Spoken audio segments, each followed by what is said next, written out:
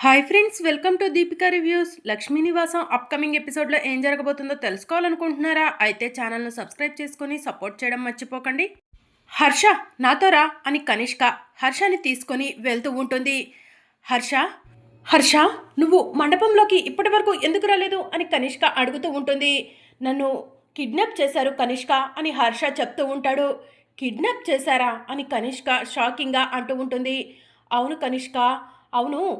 అక్కడ ఉన్న బౌన్సర్లు లోపల పెళ్ళికొడుకు కాసేపట్లో కీర్తి మెడలో తాళి కడతాడంటున్నారు.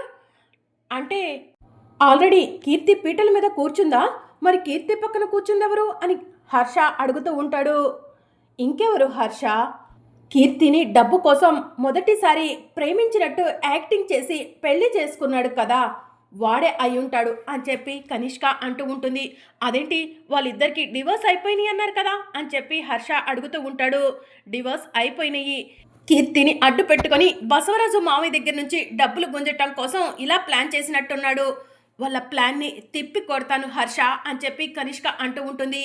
త్వరగా వెళ్ళం పద కనిష్క, లోపలికి వెళ్ళి వాడు ఫేక్ పెళ్లి కొడుకని నేను అసలైన పెళ్లి కొడుకునని చెప్దాము అని చెప్పి హర్ష అంటూ ఉంటాడు. అలా చేయటం వల్ల ముహూర్త సమయం దాటిపోతుందే కానీ ఎలాంటి ఉపయోగం ఉండదు. పెళ్లి మండపంలో పెద్ద గొడవ అవుతుంది. చివరికి ముహూర్త సమయం అయిపోయింది అని పంతులు గారు చెప్తారు. అలా కాకుండా నేను చెప్పినట్టు చేద్దాం హర్ష అని కనిష్క అంటుంది. ఏం చేద్దాం అని చెప్పి హర్ష అడుగుతూ ఉంటాడు. కనిష్క ఏదో ప్లాన్ని హర్షకి చెప్తూ ఉంటుంది. సరే కనిష్క, నువ్వు చెప్పినట్టే చేద్దాం అని చెప్పి హర్ష అంటాడు. అయితే నేను చెప్పినట్టుగా వెళ్ళి నేను చూపించిన రూమ్లో పట్టుబట్టలు కట్టుకొని కూర్చో హర్ష అని కనిష్క చెప్తూ ఉంటుంది. కనిష్క, కీర్తి పెళ్ళి నాతోనే జరుగుతుంది కదా అని చెప్పి హర్ష అడుగుతూ ఉంటాడు. చా, రెండో పెళ్ళి అమ్మాయిని చేసుకోవడానికి కూడా ఇంతలా కక్కుర్తి పడుతున్నాడేంటి అని చెప్పి కనిష్క మనసులో అనుకుంటూ ఉంటుంది. ఏం ఆలోచిస్తున్నావు కనిష్క అని హర్ష అడుగుతూ ఉంటాడు. ఏం లేదు, కీర్తి పెళ్ళి ఎట్టి పరిస్థితిలో నీతోనే జరుగుతుంది, జరిగి తీరాలి అని కనిష్క చెప్తూ ఉంటుంది. సరే కనిష్క, పద వెళ్దాం అని చెప్పి హర్ష అంటాడు. ఇక కనిష్క ఎవరు చూడకుండా హర్షని తీసుకెళ్లి ఒక రూమ్లో ఉంచుతుంది. హర్ష, నువ్వు ఈ రూమ్లో ఈ బట్టలు కట్టుకొని రెడీ అయి ఉండు. నువ్వు కూడా మొహం కనిపించకుండా తలపాగా కట్టుకో, అప్పుడు ఎవరికి ఎలాంటి అనుమానం రాదు అని చెప్పి కనిష్క చెప్తూ ఉంటుంది. సరే కనిష్క అని చెప్పి హర్ష రూమ్లోకి వెళ్తాడు. కీర్తి మొదటి భర్త ఎవరై ఉంటాడు? అసలు కీర్తి మెడలో మళ్ళీ తాళి కట్టాలని ఎందుకు అనుకుంటున్నాడు? కనిష్క చెప్పిన విధంగా నిజంగా డబ్బు కోసమే వాడు అదంతా చేస్తున్నాడా అని హర్ష మనసులో అనుకుంటూ ఉంటాడు. ఇక మరోవైపు విశ్వ ఆలోచిస్తూ ఉంటాడు. నేను బూడ్చిపెట్టిన ఫోన్ మళ్ళీ రూమ్లోకి ఎలా వచ్చింది? పోలీసులు అనుమానించినట్టు ఆ జైగాడు ఈ ఇంట్లోనే ఉన్నాడా అని విశ్వ ఆలోచిస్తూ ఉంటాడు. ఆ జైగాడు ఈ ఇంట్లోనే ఉంటే పోలీసులు ఇల్లంతా సోదా చేశారు కదా, పోలీసులు జైని కనిపెట్టేవాళ్ళు కదా అని చెప్పి విశ్వ ఆలోచిస్తూ ఉంటాడు. నాకు తెలియకుండా ఏదో జరుగుతుంది, అదేంటో తెలుసుకోవాలి అని విశ్వ మనసులో అనుకుంటూ ఉంటాడు. ఇక జాను విశ్వ దగ్గరకు వచ్చి, విశ్వ, నేను ఒక విషయం అడుగుతాను, నిజం చెప్తావా అని చెప్పి అడుగుతూ ఉంటుంది. ఏంటి జాను అని విశ్వ అడుగుతూ ఉంటాడు. జై సార్ ఫోను రూమ్లోకి ఎలా వచ్చింది విశ్వ? ఈ ఇంట్లో ఉంటుంది, నువ్వు నేనే కదా, నువ్వేమైనా తీసుకొచ్చావా అని చెప్పి జాను అడుగుతూ ఉంటుంది. జానుకి నాపై అనుమానం వస్తుంది, జాను నాపై అనుమానం రాకూడదు అని చెప్పి విశ్వ మనసులో అనుకుంటాడు. జాను, నన్నే అనుమానిస్తున్నావా అని విశ్వ అంటూ ఉంటాడు. అది కాదురా విశ్వ, నా చుట్టూ ఉన్న పరిస్థితులను నేను గమనిస్తే అసలు ఎవరు ఏం చేస్తున్నారో కూడా నాకు అర్థం కావట్లేదు. జైసార్ లాగా నాకు ఫోన్ చేసింది ఎవరు? జైసార్ ఫోన్ ఇంట్లో ఉండటం ఏంటి? అసలు ఏమీ అర్థం కావట్లేదు అని చెప్పి జాను అంటూ ఉంటుంది.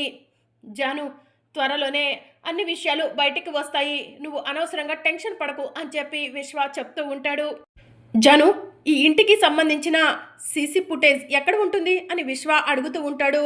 స్టోర్ రూమ్లోనే ఉంటుంది కదరా అని జాను అంటూ ఉంటుంది. ఒకసారి నేను అది చూడాలనుకుంటున్నాను అని చెప్పి విశ్వ అంటాడు. విశ్వ, నాకు ఇప్పుడు తలనొప్పిగా ఉంది, నేను చూపించలేవనరా, తర్వాత ఎప్పుడైనా ఖాళీగా ఉన్నప్పుడు చూద్దాం అని చెప్పి జాను చెప్తూ ఉంటుంది. సరే జాను, వెళ్ళి రెస్ట్ తీసుకో అని చెప్పి విశ్వ అంటాడు. ఆ సీసీ కెమెరా చూస్తే ఫోన్ని ఎవరు తీసుకొచ్చి ఇంట్లో పెట్టారో తెలిసిపోతుంది. ఖచ్చితంగా ఇక్కడ జరుగుతుందంతా గమనిస్తుంటే ఆ జైగాడు బ్రతికే ఉన్నాడు. జైగాడు జాను దగ్గర నన్ను బ్యాట్ చేయడం కోసం ఇదంతా చేస్తున్నాడా అని విశ్వ ఆలోచిస్తూ ఉంటాడు. ఇక మరోవైపు వచ్చిన బంధువులంతా కూడా బసవరాజు దగ్గరకు వచ్చి నమస్కారం అని చెప్పి చెప్తూ ఉంటారు. ఇక బసవరాజు సంతోషంగా వచ్చిన బంధువులందరినీ పలకరిస్తూ ఉంటాడు. ఒరే బసవా, నీకు ఒక్కగానొక్క కూతుర్రా కీర్తి.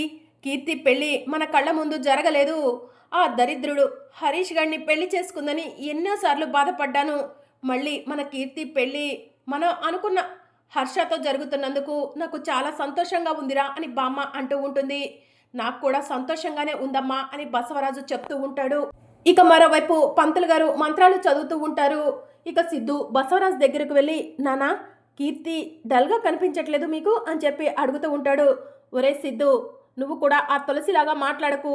కీర్తి సంతోషంగానే మండపంలోకి వచ్చింది. అంతే సంతోషంగా హర్షతో తాళి కట్టించుకుంటుంది అని చెప్పి బసవరాజు చెప్తూ ఉంటాడు. నువ్వు కూడా ఆ తులసిలాగా మాట్లాడితే నీ చెల్లెలు పెళ్లి చూడవు సిద్ధు అని బసవరాజు అంటూ ఉంటాడు. సరే నాన్న, నేను ఈ విషయం గురించి మాట్లాడలే అని సిద్ధు అక్కడి నుంచి వెళ్ళిపోతాడు. ఇక మరోవైపు పంతులు గారు మంత్రాలు చదువుతూ ఉంటారు. కీర్తి పక్కన కూర్చున్న హరీష్ టెన్షన్ పడుతూ ఉంటాడు. తులసి, అంతా ఓకే కదా అని చెప్పి సిద్ధు అడుగుతూ ఉంటాడు. మీరు ఇక్కడి నుంచి వెళ్ళండి, ఎవరైనా చూస్తే అనుమానం వస్తుంది అని తులసి అంటుంది. సరే తులసి, నువ్వేం కంగారు పడకు. ఇక ఈ పెళ్ళి ఎవరు ఆపలేవరు. హరీష్ బావే మా కీర్తి మెడలో తాళి కడతాడు అని చెప్పి సిద్ధు చెప్తూ ఉంటాడు. సరే అండి, ముందు ఇక్కడి నుంచి వెళ్ళండి, అన్ని విషయాలు తర్వాత మాట్లాడుకుందాం అని చెప్పి తులసి అంటుంది. ఇక కీర్తి మాత్రం హరీష్ని గుర్తు చేసుకుంటూ ఉంటుంది. హరీష్, నిన్ను ప్రాణం కంటే ఎక్కువగా ప్రేమించాను, కానీ నువ్వు నీ కుటుంబం కోసం నన్ను ఇంట్లో నుంచి బయటకు గెంటేశావు. నిన్ను ఇప్పుడు మిస్ చేసుకుంటున్నాను హరీష్. మళ్ళీ నా జీవితంలోకి నువ్వు, నీ జీవితంలోకి నేను రాలేవను హరీష్ అని చెప్పి కీర్తి మనసులో అనుకుంటూ ఉంటుంది. ఇక మరోవైపు హరీష్ కీర్తి పక్కన కూర్చొని, దేవుడా, ఎవరు కూడా నన్ను గుర్తుపట్టకూడదు, కీర్తి మెడలో తాళి కడితే అంతే చాలు అని చెప్పి హరీష్ మనసులో అనుకుంటూ ఉంటాడు. ఇక పంతులు గారు మంత్రాలు చదువుతూ, ముహూర్తానికి సమయం అవుతూనే ఉంది, అబ్బాయి అమ్మాయి వెళ్ళి పట్టుబట్టలు కట్టుకొని రండి, మాంగళ్య ధారణ చేపిస్తాను అని పంతులు గారు చెప్తూ ఉంటారు. ఒరే మహేష్, అల్లుడు గారిని రూమ్లోకి తీసుకెళ్ళరా, బట్టలు మార్చుకుంటారు అని బసవరాజు చెప్తూ ఉంటాడు. నానా, నేను తీసుకెళ్తానులే అని చెప్పి సిద్ధు అంటాడు. ఇక మండపంలో ఉన్న హరీష్ దగ్గరికి సిద్ధు వెళ్ళి, బావగారు పట్టుబట్టలు కట్టుకొనొద్దు రండి అని చెప్పి అంటూ ఉంటాడు. ఇక హరీష్ కంగారు పడుతూ లేచి నుంచుంటాడు. ఇక హర్ష టెన్షన్ పడుతూ ఉంటే, బావగారు టెన్షన్ పడకండి, అంతా మనం అనుకున్నట్టే జరుగుతుంది అని సిద్ధు హరీష్కి ధైర్యం చెప్తూ ఉంటాడు. ఇక సిద్ధు హరీష్ని తీసుకొని రూమ్లోకి వెళ్తాడు. బావగారు మీరు ఇక్కడే ఉండండి, బట్టలు మార్చుకొని నేను వస్తాను అని చెప్పి హరీష్ చెప్తూ ఉంటాడు. ఇక హరీష్ రూమ్లోకి వెళ్ళగానే కనిష్క పంపించిన బౌన్సర్లు హరీష్ నోటిని గట్టిగా మూసేస్తారు. హరీష్ని కిడ్నాప్ చేసి అక్కడి నుంచి తీసుకెళ్తూ ఉంటారు. ఇక హరీష్ సైగ చేస్తూ ఉంటాడు. సిద్ధు వెనక్కి తిరిగి ఉండటం వల్ల హరీష్ని గమనించడు. ఇక కనిష్క పంపించిన బౌన్సర్లు హరీష్ని కిడ్నాప్ చేసి అక్కడి నుంచి తీసుకెళ్ళిపోతారు. ఇక మరోవైపు హర్ష తలకి పాగా కట్టుకొని రూమ్ల నుంచి బయటకు వచ్చి, బావగారు మండపంలోకి వెళ్దామా అని చెప్పి సిద్ధుని అడుగుతూ ఉంటాడు. ఇంత ఫాస్ట్గా రెడీ అయ్యారేంటి బావగారు? మా చెల్లెల మెడలో తాళి కట్టాలని బాగా ఆతృతగా ఎదురు చూస్తున్నట్టున్నారు, రండి వెళ్దాం అని చెప్పి సిద్ధు అంటాడు. ఇక సిద్ధు హర్షని తీసుకొని మండపంలోకి వెళ్తాడు. కీర్తి పక్కన కూర్చోబెడతాడు. ఇక పంతులు గారు మంత్రాలు చదువుతూ ఉంటారు. ఇంకా బసవరాజు సంతోషంగా పెళ్లి కూతురు పెళ్లి కొడుకు వైపు చూస్తూ ఉంటారు. ఒరే బసవా, మన కీర్తి పక్కన కూర్చుంది హర్షనేనా, లేదంటే మొన్నట్లాగా ఆ హరీష్ గడు ఏమైనా కూర్చున్నాడా అని బామ్మ అంటూ ఉంటుంది. అదేంటమ్మా అలా అన్నావు అని బసవరాజు అడుగుతూ ఉంటాడు. ఏం లేదురా బసవా, మొన్న కూడా వాళ్ళు మోసం చేశారు కదా, అందుకే అనుమానం వచ్చింది అని బామ్మ చెప్తూ ఉంటుంది. ఇప్పుడే నీ అనుమానాన్ని క్లియర్ చేస్తానమ్మా అని బసవరాజు మండపం మీదకు వెళ్తాడు. హర్ష తలకి ఉన్న పాగాని పైకెత్తేస్తాడు. దాంతో హర్ష మండపంలో ఉన్న వాళ్ళందరికీ కనిపిస్తూ ఉంటాడు. కీర్తి పక్కన కూర్చున్న హర్షని చూసిన తులసి, సిద్ధు, అలాగే సీనయ్య, వాణి షాకింగ్గా అలానే చూస్తూ ఉంటారు. ఇక హర్షని చూసిన కనిష్క సంతోషపడుతూ ఉంటుంది. తులసి, ప్లాన్ చేశావు కదవే, నువ్వు మండపంలోకి రాకపోయినా ఆ హరీష్ గడిని ఇక్కడికి పంపించి నీ అన్న హరీషే మళ్ళీ కీర్తి మెడలో తాళి కట్టేలా చేద్దామనుకున్నావు కదా. నీ ఆటలు నా దగ్గర సాగవే. సిద్ధుని, మీ నాన్నని, మీ వదిన్ని పంపించి ఆటలాడదామనుకుంటున్నావేమో. నా దగ్గర కాదే నీ ఆటలు అని కనిష్క మనసులో అనుకుంటూ ఉంటుంది. ఇక సిద్ధు పరిగెత్తుకుంటూ తులసి దగ్గరకు వచ్చి, తులసి ఏంటిది మండపంలో బావగారికి బదులు హర్ష ఉన్నాడేంటి అని చెప్పి అడుగుతూ ఉంటాడు. నన్ను అడుగుతారేంటండి, ఇందాకలా మీరే కదా మా అన్నయ్యని రూమ్లోకి తీసుకెళ్ళింది అని చెప్పి తులసి అంటుంది.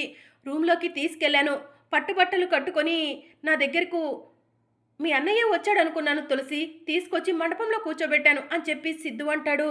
అన్నయ్య ఇక్కడే ఎక్కడో ఉంటాడు. కీర్తి మెడలో ఆ హర్ష తాళి కట్టడానికంటే ముందే మనం అన్నయ్యను వెతికి పట్టుకోవాలి, పదండి వెళ్ళి వెతుకుదాం అని చెప్పి తులసి అంటుంది. ఇక తులసి, సేనయ్య, వాణి అందరూ కలిసి మండపం అంతా వెతుకుతూ ఉంటారు. ఇక అప్పుడే తులసి ఫోన్ రింగ్ అవుతూ ఉంటుంది. తులసి ఫోన్ లిఫ్ట్ చేసి ఎవరు అని చెప్పి అంటూ ఉంటే, మీ అన్నయ్య హర్షాని కిడ్నాప్ చేసింది నేనే అని చెప్పి ఒక అతను మాట్లాడుతూ ఉంటాడు. ఎవడ్రా నువ్వు, మా అన్నయ్యని ఎందుకు కిడ్నాప్ చేసావురా అని తులసి అడుగుతూ ఉంటుంది. కనిష్క మేడం కిడ్నాప్ చేయమన్నారు, అందుకే చేశాను. మీ అన్నయ్య కావాలంటే నువ్వు మండపంలోకి రావాలి అని చెప్పి రౌడీలు చెప్తూ ఉంటారు. నువ్వు ఎక్కడ ఉన్నావో చెప్పరా, వస్తాను అని చెప్పి తులసి అంటుంది. సరే లొకేషన్ షేర్ చేస్తాను, వచ్చేసేయ్ అని చెప్పి రౌడీలు చెప్తూ ఉంటారు. ఇక తులసికి రౌడీలు లొకేషన్ షేర్ చేస్తారు. ఇక రౌడీల పక్కనే కనిష్క ఉంటుంది. ఒసే తులసి రావే, నువ్వు మండపానికి రావాలి. మామయ్య వాళ్ళ ముందు ఇచ్చిన మాటను పోగొట్టుకున్నావని నిన్ను మెడపట్టి బయటకు గెంటేస్తారే, రావే. నాకు సిద్ధు కూడా ఈ మండపంలోనే లయన్ క్లియర్ అయిపోతుంది అని కనిష్క మనసులో అనుకుంటూ ఉంటుంది. తులసి రాగానే దాన్ని జుట్టు పట్టుకొని మామయ్య వాళ్ళ దగ్గరకు లాక్కెళ్తాను, దాన్ని ఇంట్లో నుంచి బయటకు గెంటిచ్చేస్తాను అని కనిష్క మనసులో అనుకుంటూ ఉంటుంది. ఇక తులసి, సిద్ధు ఇద్దరూ కలిసి రౌడీలు పంపించిన లొకేషన్ దగ్గరకు వెళ్తారు. ఇక రౌడీల పక్కన కనిష్క ఉండటం, హరీష్ని రౌడీలు కిడ్నాప్ చేసి ఉండటం సిద్ధు చూస్తాడు. సిద్ధు నువ్వేంటి ఇక్కడ అని చెప్పి కనిష్క అడుగుతూ ఉంటుంది. స్కెచ్లు వేయటం, ప్లాన్లు వేయటం నీకే తెలుసు అనుకుంటున్నావా కనిష్క అని చెప్పి సిద్ధు అంటాడు. ఏం మాట్లాడుతున్నావు సిద్ధు అని చెప్పి కనిష్క అడుగుతూ ఉంటుంది. హరీష్ బావ గారిని కిడ్నాప్ చేపించావు కదా. ఏయ్, ఈ కనిష్కను కిడ్నాప్ చేయండి, కనిష్క ఇస్తా అన్నదానికన్నా 3 రెట్లు ఎక్కువ ఇస్తాను అని సిద్ధు అంటాడు. నిజమా సార్ అని బౌన్సర్లో అడుగుతూ ఉంటారు. నిజమే చెప్తున్నానయ్యా అని చెప్పి సిద్ధు అంటాడు. ఇక దాంతో రౌడీలు కనిష్కను కిడ్నాప్ చేస్తారు. ఏయ్, ఏం చేస్తున్నారయ్యా మీరు నన్ను కిడ్నాప్ చేశారేంటయ్యా అని చెప్పి కనిష్క అడుగుతూ ఉంటుంది. మాకు ఎవరు ఎక్కువ డబ్బులు ఇస్తే వాళ్ళ వైపు వర్క్ చేస్తాం, అదే మా డ్యూటీ అని చెప్పి బౌన్సర్స్ చెప్తూ ఉంటారు. ఇక కనిష్క మూతికి ప్లాస్టర్ వేసేసి కనిష్కను తాళ్లతో కట్టి పడేస్తారు. ఇక సిద్ధు, తులసి ఇద్దరూ కలిసి హరీష్ని తీసుకొని అక్కడి నుంచి వెళ్ళిపోతారు. ఇదేంటి బ్యూటీషియన్ సిద్ధుకి హెల్ప్ చేస్తుంది, ఇది బ్యూటీషియనా లేకపోతే బ్యూటీషియన్ రూపంలో వచ్చిన తులసా అని కనిష్క ఆలోచిస్తూ ఉంటుంది. సిద్ధు గారు, కనిష్క ఇప్పుడు మండపంలోకి రాదు, కానీ మండపంలో కూర్చున్న హర్షని ఎలా బయటికి తీసుకురావాలి అని చెప్పి తులసి అడుగుతూ ఉంటుంది. ఒక్క నిమిషం ఆగు తులసి అని చెప్పి సిద్ధు హర్షకి ఫోన్ చేస్తాడు. హర్ష ఫోన్ లిఫ్ట్ చేసి హలో అని చెప్పి అంటూ ఉంటే, ఒరే నేనురా, మీ నాయనమ్మని రా అని చెప్పి సిద్ధు గొంతు మార్చి మాట్లాడుతూ ఉంటాడు. ఏంటి నానమ్మ ఈ సమయంలో ఫోన్ చేశావు అని హర్ష మండపంలో కూర్చొని అడుగుతూ ఉంటాడు. ఒరే నీతో ఒక ముఖ్యమైన విషయం గురించి మాట్లాడాలరా, మండపంలో నుంచి పక్కకు రారా అని చెప్పి సిద్ధు హర్ష వాళ్ళ నానమ్మ మాట్లాడినట్టుగా హర్షతో మాట్లాడుతూ ఉంటాడు. మండపంలో పీటల మీద కూర్చుంటే ఎలా లేస్తాను నానమ్మ అని హర్ష అంటాడు. ఒరే ముఖ్యమైన విషయం అని చెప్తున్నాను కదా, ఈ నానమ్మ మాటనే కాదంటావా, బయటికి రారా, ముఖ్యమైన విషయం చెప్పాలి అని చెప్పి సిద్ధు మాట్లాడుతూ ఉంటాడు. సరే నానమ్మ అని చెప్పి హర్ష మండపంలో నుంచి లేచి నుంచుంటాడు. బాబు పీటల మీద నుంచి అలా లేచి నుంచోకూడదు అని చెప్పి పంతులు గారు చెప్తూ ఉంటారు. అర్జెంట్ ఫోన్ కాల్ వచ్చింది, 2 మినిట్స్లో వస్తాను అని చెప్పి హర్ష పక్కకు వెళ్తాడు. దాంతో సిద్ధు హర్షని కిడ్నాప్ చేసేసి కనిష్క ఉన్న దగ్గరికే తీసుకెళ్లి కట్టి పడేస్తాడు. ఇక తరువాత హరీష్ని తీసుకొచ్చి కీర్తి పక్కన కూర్చోబెడతాడు. బాబు నీ ఫోన్లు అయిపోతే అమ్మాయి మెడలో మాంగళ్యధారణ చేదురు అని పంతులు గారు చెప్తూ ఉంటారు. ఫోన్ మాట్లాడటం అయిపోయింది, మాంగళ్యధారణ చేపించండి పంతులు గారు అని చెప్పి పక్కన ఉన్న సిద్ధు చెప్తూ ఉంటాడు. ఇక పంతులు గారు మంగళసూత్రం ఇచ్చి అమ్మాయి మెడలో కట్టు అని హరీష్కి చెప్తూ ఉంటారు. ఇక హరీష్ మంగళసూత్రం తీసుకొని కీర్తి మెడలో కడుతూ ఉంటాడు. ఇక అందరూ కూడా అక్షంతలు వేస్తూ ఉంటారు. ఇక హరీష్ కీర్తి మెడలో తాళి కట్టడం పూర్తవగానే అల్లుడు గారు ఇకనైనా మీ తలకు ఉన్న పాగా తీస్తారా అని బసవరాజు అంటూ ఉంటాడు. బావగారు తలపాగా అంట తీసేయండి అని చెప్పి సిద్ధు అంటాడు. ఇంకా హరీష్ తలపాగా తీయగానే బసవరాజు అలాగే బామ్మ షాకింగ్గా సిద్ధు వైపు చూస్తూ ఉంటారు. రేయ్ హరీష్ అని చెప్పి బసవరాజు అంటూ ఉంటే కీర్తి పక్కన ఉన్న హరీష్ వైపు చూసి షాకింగ్గా హరీష్ అని చెప్పి అంటూ ఉంటుంది.